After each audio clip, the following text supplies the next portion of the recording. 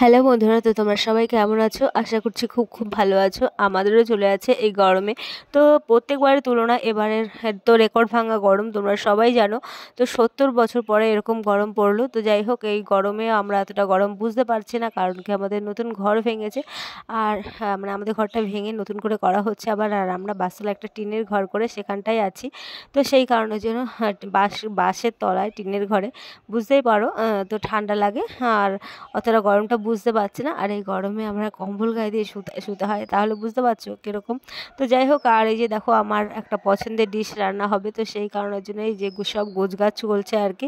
তো মা বলেছিল করবে না, মানে কি বলতো, এই রান্নাটা না ভালো লাগে খেতে, কিন্তু এই রান্নাটা করা অনেকটা কষ্টের ব্যাপার।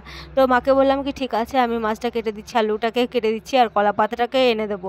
তো তারপরে দেখো মা মশলাপাতি সব বেটে বুটে নিয়েছে, আর আমিও কলা পাতাটাকে এনে দিয়েছি। আর এই যে মা দেখো সব মানে সব কিছু মশলা দিয়ে মাখিয়ে, তেল লবণ হলুদ সমস্ত কিছু দিয়ে মাখিয়ে মা এই যে কলা পাতায় সুন্দর করে সাজিয়ে দিচ্ছে। প্রথমে হচ্ছে আলুটাকে সাজিয়ে দিল, তো তারপরে এই যে মাছগুলোকে সাজিয়ে দিচ্ছে। তো যাই হোক বন্ধুরা, এরকম করে সাজিয়ে দিতে থাকুক আর কি তোমরা দেখতে থাকো।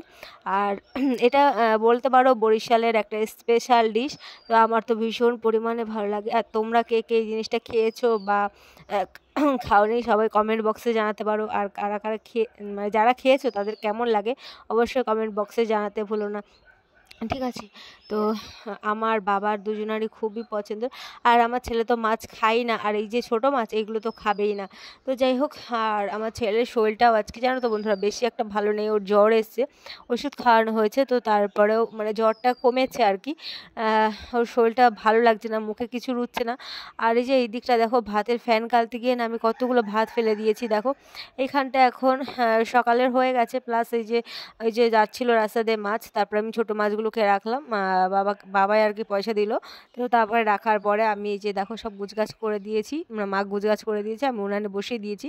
আর এখানটায় তো ঝিঙে আলুর তরকারি হয়েছে, বাবার জন্য পাঠানো হবে, ঠাকুমাকে দেওয়া হবে, তারপর আমরা ধীরে সুস্থে খাবো আর কি। তারপর দেখো বিকালবেলা চলে এসেছি ছেলের জন্য ওআরএসের জল, এই যে ভিটামিন ফাইল এগুলো নেওয়ার জন্য। তো ছেলের কিছুই ভালো লাগছে না মুখে, তো সেই কারণের জন্য ফাইলটা নেওয়া হলো। আর এই ডাক্তার কাকা বললো যে ওআরএসের জলটা নেওয়ার জন্য। ওআরএসের এই যে এটা, তো এটা আর কি ছেলে ভালো খায়। আর একটা আছে জলের মধ্যে গুলে দিতে হয়, তো সেটা আর কি অরিত্র খেতে চায় না। তো তারপর দেখো আমারও জ্বরে চলে এসছে। আর এই যে দেখো এখন বাজে রাত 11টা। আর রাত 11টার সময় একটু শরীরটা ভালো হওয়ার পরে, ভালো ঠিক না, একটু জ্বরটা কমেছে, ঠিক আছে? তো তারপরে এই যে দেখো আমি সেই অবস্থায় চলেছি হচ্ছে কাকাদের বাড়িতে, পাশের বাড়ির কাকাদের বাড়িতে হচ্ছে মহোৎসব হচ্ছে, মানে মহোৎসব ঠিক না, হরিসভা হচ্ছে। তো তো দেখো বন্ধুরা, এই যে হরিসভায় চলে এসেছি। আর ছেলে বর বাবা এরা কেউই যেতে চায়নি। আর ছেলের তো ওই যে বললামই জ্বর এসেছিলো। আর তার মধ্যে কি বলতো বন্ধুরা, ও না মুখে কিছু রুচতে, মানে কিছু ভালো লাগছিল না ওর খেতে। আর বারবার করে বলছে মা বিরিয়ানি বানিয়ে দাও, বিরিয়ানি। আমারও তো গরমে ভালো লাগছে না, কী করে বানাই। তারপরে মাথাটা খারাপ করে দিচ্ছে একদম। তারপরে আমি বললাম ঠিক আছে টাকা দিচ্ছি, ও কম্পিউটার ক্লাসে যাবে যেহেতু, তো সেই কারণের জন্য টাকা দিলাম ওকে 120 টাকা। তাতে ওর হলো না, আবার বাবার থেকে টাকা নিল। তো তারপরে এই যে নতুন একটা দোকান হয়েছে আমাদের বাজারে, অনেকগুলোই দোকান হয়ে গেছে বিরিয়ানির দোকান, কিন্তু তারপর নতুন একটা দোকান হয়েছে, সেখান থেকে আবার বিরিয়ানি তারপরে মোমো এগুলো নিয়ে এসেছিলো। তো সেই এই জ্বরের মধ্যে তো মাংস খাওয়া একদমই উচিত না।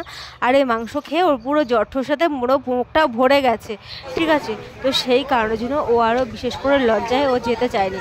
আর ওর বাবাও যাবে না, আমার বাবাও যাবে না। তো তারপরে কী করব, গামলায় করে কাকিদের বাড়ি থেকে ভাত ডাল তরকারি পায়েস এই সমস্ত কিছু নিয়ে এসেছিলাম। আর কজন আর এরকম বয়ে আনা যায় বলো। তো তারপরে আর চাটনিও ছিল। আর মানে চাটনি বলতে কি, হরিসভাই টকটাই আর কি দেয় বেশিরভাগ। এখন একটু চাটনি দেয়, কিন্তু আগেকার দিনে বেশি এই টক জলটাই দিত আর কি।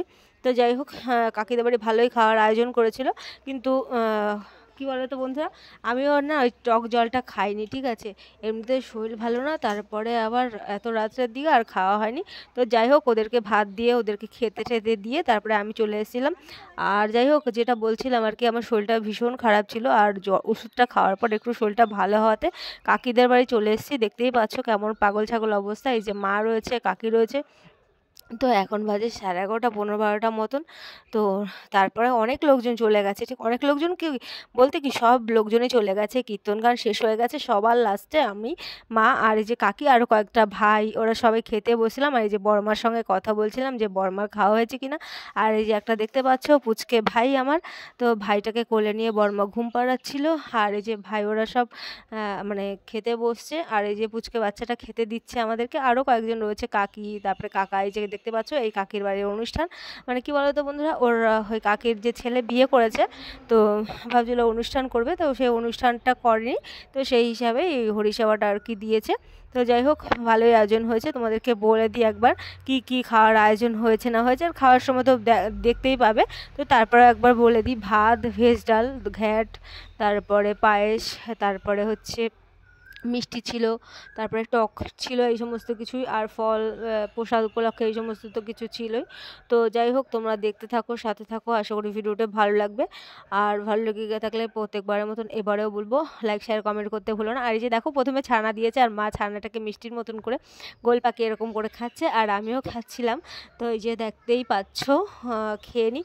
আর কি বলো তো বন্ধুরা, ওই যে বললাম বিয়ে উপলক্ষে হরিসেবার অনুষ্ঠানটা, আর পরে লাস্টের দিকে সব লোকজন যখন চলে গেছে না, তো যাই হোক এই যে কতগুলো ভাই গান মানে সুন্দর সুন্দর হিন্দি গান চালিয়েছে। এই শরীর খারাপের মধ্যেও নাচ উঠে যাচ্ছিলো, মনে হচ্ছিলো কি নাচানাচি করি একটুখানি। তো যাই হোক, আর কি বলবো, তার মধ্যে যে দেখো ভাত চলে এসছে, আর এক একে সব সবজিগুলোও দিয়ে দেবে। তো আর বেশি কথা বাড়াচ্ছি না, তোমরা দেখতে থাকো, সাথে থাকো। আর এবার আবারও বলবো লাইক শেয়ার কমেন্ট করতে ভুলো না। আর যারা চ্যানেলটিকে সাবস্ক্রাইব করনি তারা অবশ্যই সাবস্ক্রাইব করে দিও। তো দেখতে থাকো পুরো ভিডিওটি।